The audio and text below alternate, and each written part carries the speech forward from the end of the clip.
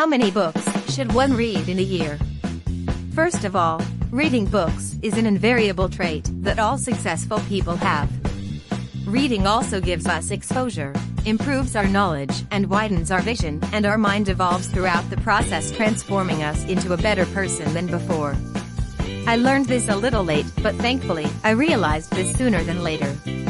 Now that we have established the importance of reading books, the selection of books could be done based on your interests and the review of fellow readers. I would suggest starting from your area of interest at first, which would rekindle your spirit of reading. However, try reading books of wide diaspora later on and experiment with it. You may even find several new interests on the way. My preference of reading books would go like this: 1. Paper books. 2. Ebooks. 3. Audiobooks, based on the availability and other factors like the price of the book, eye strain, ability to focus, the feel and satisfaction.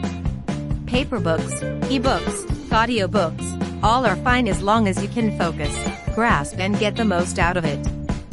2 approaches of reading books. There are 2 main approaches of reading books.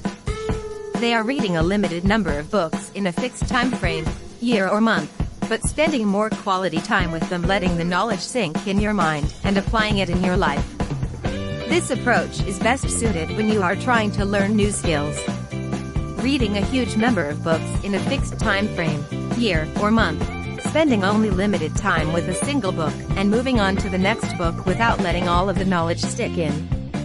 This approach is best suited when you are trying to gain wisdom, insights, and better your thought process and the mindset. You can choose between these 2 ways of reading books. Both are effective in imparting knowledge. But everyone is unique, and based on your preference, you can choose the way best suited for you. But I would suggest you go for the second way of reading multiple books. This gives you a wider exposure to things, and not every author is fully correct in their views. So if you limit yourself to certain books, you will be surrounded by only the views of those authors, and the bias they may have had in those books gets into you.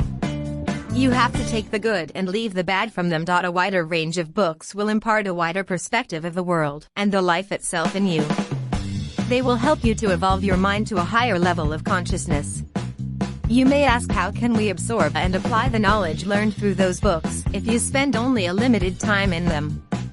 My answer to that question is that you are reading a huge volume of books and exposing yourself to so much knowledge. You just assume that all that knowledge is absorbed by you and gets used by you at the right time when needed. Also, you can always reread the books, which are very good and are hugely impactful, to reinforce the knowledge learned from them. So now, to answer your question exactly, if you are just starting out like me, it will be better to read 1 book per month, 12 books per year, eventually increasing it to 1 book per week. Approximate 50 books a year. There are millions of books with infinite knowledge contained within them. Even reading 1 book a day cannot cover that huge ocean of knowledge in books, as we only have finite number of days for learning the infinite knowledge in the universe. The more that you read, the more things you will learn. The more things that you learn, the more places you will go. Dr. Seuss. Learn as much as you can while you can, for life is not infinite as the universe. Sakti Peak. Knowledge is as infinite as the universe.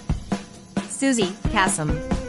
To catch more of my thoughts, visit my blog From Infinitesimal to Infinity.